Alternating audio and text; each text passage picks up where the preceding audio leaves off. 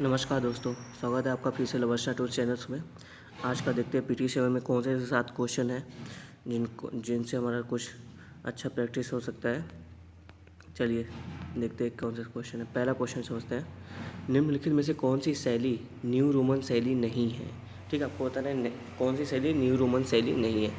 आपका option A Rashtrapati Bhavan, B Sansad Bhavan, C India gate, D gateway of India. Video को pause कीजिए, सही आंसर इसका चुनिए। तो इसका सही आंसर है दोस्तों ये जो आपका डी है, गेटवे ऑफ इंडिया। ये वाला आंसर सही है। क्यों? क्योंकि गेटवे ऑफ इंडिया जो है कि मुंबई में है, और मुंबई की जितनी भी स्ट्रक्चर है वो आपकी इंडो गोथिक शैली में है। ठीक है, न्यू रोमन शैली की नहीं है। थोड़ा समझ लेते हैं कि इंडो गोथिक शैली क्या है। देखो, जो ब्रिटिशर्स अपने यहाँ स्ट्रक्चर बनाते थे ना, वो उसे गोथिक शैली कहा जाता था। लेकिन जब वो भारत में आए, भारत में उन्होंने वास्तुकला का निर्माण किया, तो उनकी जो गोथिक शैली थी उसमें भारतीय शैली का भी मिक्सअप हो गया। ठीक है, मतलब वो भारतीय शैली और गोथिक शैली से मिलकर बनी थी, जो भी उन ब्रिटिशर्स ने भारत में जो है कि वास्तुकला का निर्माण किया, इसलिए इसको इंडो गोथिक शैली कहा गया। ठीक है, अब न्यू रोमन शैली क्या है? जब यही इंडो गोथिक शैली का एक एरा था, मतलब चल रहा था 1600 से लेकर 1700, 1700, 1800 सन तक जब वो आए थे, तो उसमें बोला गया जब 1911 के बाद से जो भी मतलब भारत में अंग्रेजों ने वास्तुकला का निर्माण किया, उसे हम लोग न्यू रोमन शैली कहते हैं। 1911 ही क्यों टाइम लिया गया? क्योंकि 1911 दोस्तों याद कीजिए, इतिहास में ऐसा समय था जब देश की राजधानी को कलकत्ता से शिफ्ट करके दिल्ली किया गया था। ठीक है, तो उसीलिए उस एरा को चुना गया है, उस टाइम को चुना गया है। तो आई होप आपको समझ में आ गया होगा। बाकी ये जो राष्ट्रपति भवन आप देखते हैं, संसद भवन है, इंडिया गेट दिल्ली का, ये सभी न्यू रोमन शैली में ही आते हैं।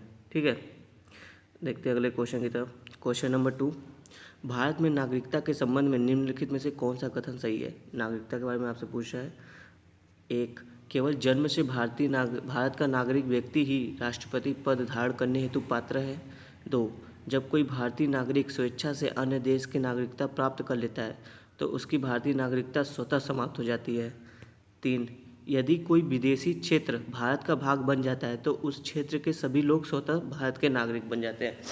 ये आपके 3 ऑप्शन है, 3 कथन है। ऑप्शन देखते हैं। ऑप्शन ए है केवल 1 और 3, ऑप्शन बी है केवल 2, ऑप्शन सी है 1 और 2, और ऑप्शन डी है केवल 2 और 3। तो वीडियो को पॉज कीजिए और इसका सही आंसर कमेंट कीजिए। तो इसका जो सही आंसर होगा ना दोस्तों, वो है ऑप्शन बी, केवल 2। कैसे, आइए समझ लेते हैं।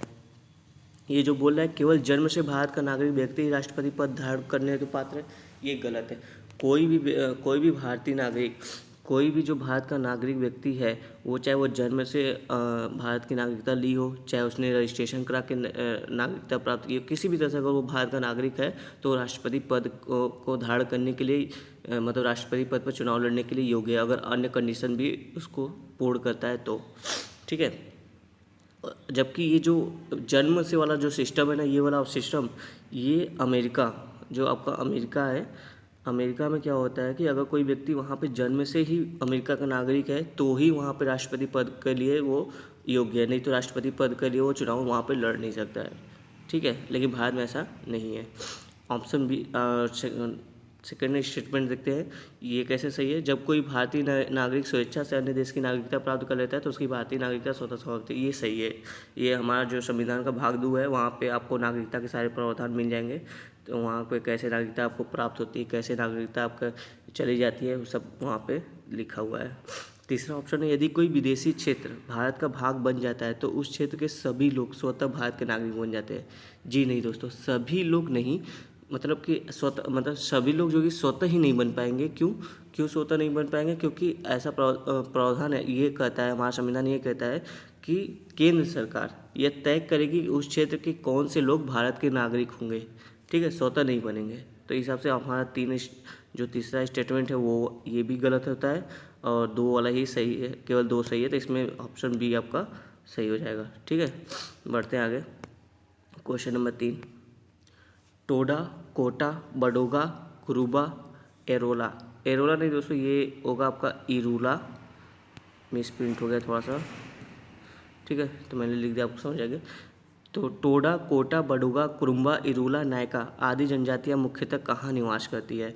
ये आपको बताना है। ऑप्शन ए है मेघालय की पहाड़ी क्षेत्र में, विंध्यन पर्वतीय क्षेत्र में, नीलगिरी पहाड़ी क्षेत्र में, या फिर नागपुर का जो छोटा पहाड़ी क्षेत्र है वहाँ, नागपुर पठारी छोटा पहाड़ी क्षेत्र है वहाँ पे। ठीक है।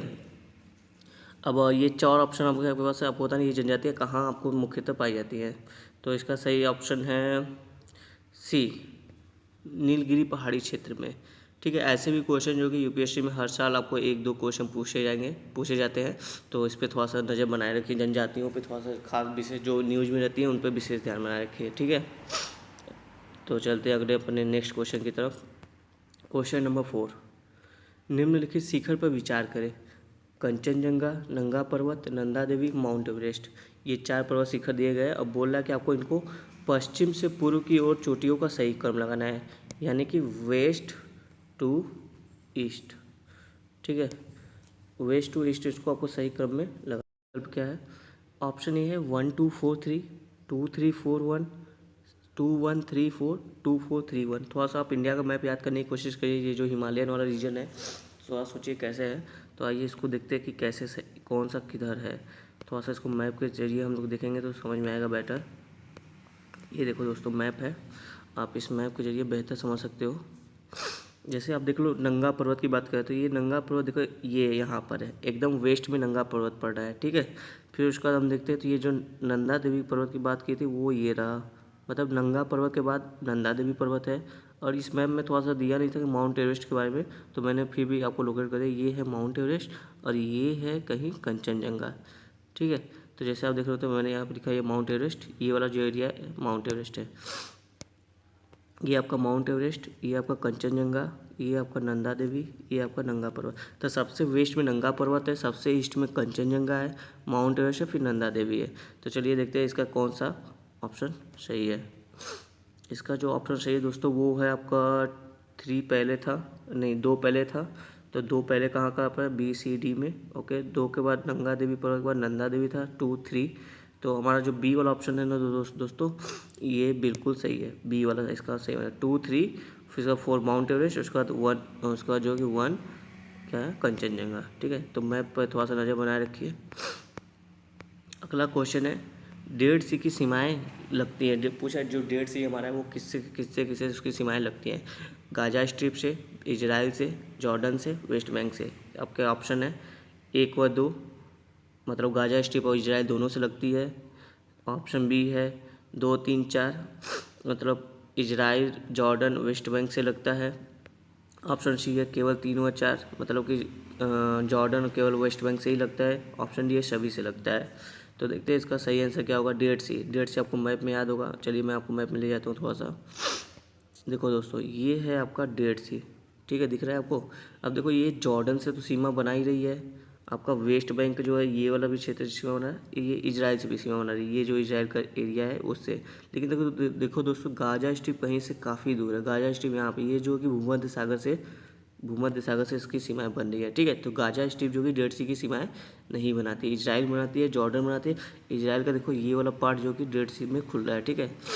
और जॉर्डन है वेस्ट बैंक है। तो हिसाब से जो हमारा ऑप्शन सही होगा, मतलब अगर गाजा स्ट्रिप नहीं है, इजराइल, जॉर्डन, वेस्ट बैंक है, तो ऑप्शन जो बी है वो सही होगा, 2 3 और 4। ठीक है। इसको और मैप और अच्छे से देख लेते हैं, आपको समझ में आ जाए। ताकि एक सेकेंड, हाँ देख लीजिए, ये रहा आपका 1.5, ये रहा पिंक में वेस्ट बैंक, क्रीम कलर में ये रहा जॉर्डन आपका, और इसके बाद ये रहा येलो कलर में इजराइल, और ये रहा गाजा स्ट्रिप यहाँ पे कोने में। तो देख रहे हैं ये इजराइल की सीमा ऐसे लग रही है। तो ये रहा आपका 1.5 के विषय में। आगे चलते हैं क्वेश्चन नंबर 6 की तरफ। नुआखाई किस राज्य का कृषि त्यौहार है? नुआखाई एक फेस्टिवल है। कौन सा फेस्टिवल है? एक कृषि फेस्टिवल है। ठीक है। तो पूछा कौन से राज्य में ये सेलिब्रेट किया जाता है? तमिलनाडु, गोवा, पश्चिम बंगाल, उड़ीसा। तो वीडियो को पॉज करके अपना आंसर सोचिए। तो इसका सही आंसर दोस्तों है उड़ीसा। ये उड़ीसा का कृषि फेस्टिवल है नुआखाई। ठीक है। चलते आगे। ऑडियो ओडिगो ऐप अभी ये हाल ही में लॉन्च किया गया था। पूछा है ऑडियो ओडिगो ऐप किससे संबंधित है? आपका ऑप्शन है बैंकिंग ग्राहकों के लिए बैंकिंग क्षेत्र से, टूरिस्टों के लिए टूरिज्म क्षेत्र से, सैटेलाइट के लिए स्पेस क्षेत्र से, या फिर रेलवे यात्रियों के लिए रेलवे क्षेत्र से। तो इसका जो सही आंसर है वो होगा आपका दोस्तों बी, टूरिस्टों के लिए टूरिज्म क्षेत्र से।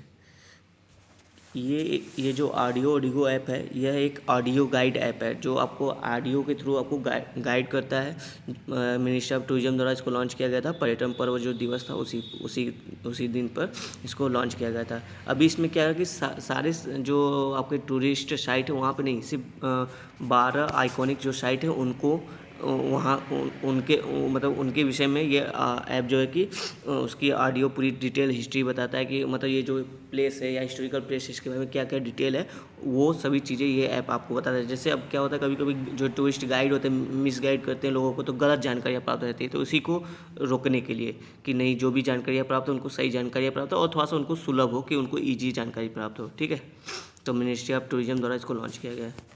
तो ये रहे आज के हमारे साथ क्वेश्चन। बताइए जरूर कि आपके कितने सही हुए। चैनल के साथ बने रहें। थैंक यू दोस्तों।